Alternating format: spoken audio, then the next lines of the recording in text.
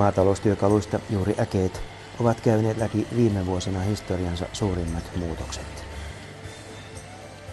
Pitkän tuotekehittelyn tuloksena on syntynyt tämä lapiorulla äes, jonka myötä äkeen käyttömahdollisuudet ovat monipuolistuneet ja työmenetelmät kehittyneet.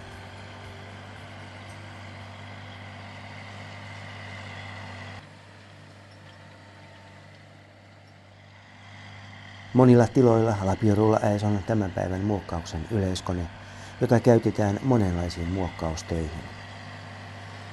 Erityisesti viljanviljelytiloilla lapiorulla äkeellä voidaan oljat ja kasvinjätteet sekoittaa maahan tehokkaasti puinnin jälkeen.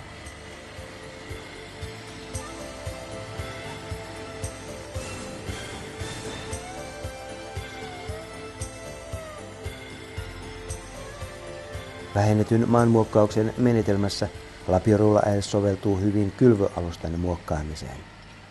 Sama koskee kotieläintiloja, joilla karjanlannan tai kompostin nopea maahanmuokkaaminen on tärkeää. Menetelmän avulla saadaan karjanlannan sisältämä typpi tehokkaammin käyttöön.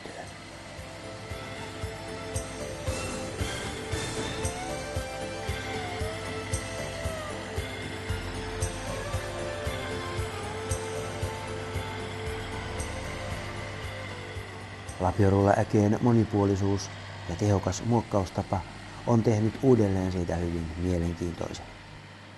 Lapiorulla äes sopii hyvin Suomen vaativiin olosuhteisiin. Proonoksen valmistusohjelmaan kuuluu 9 eri mallia, joiden työleveys vaihtelee 275 640 senttimetriin.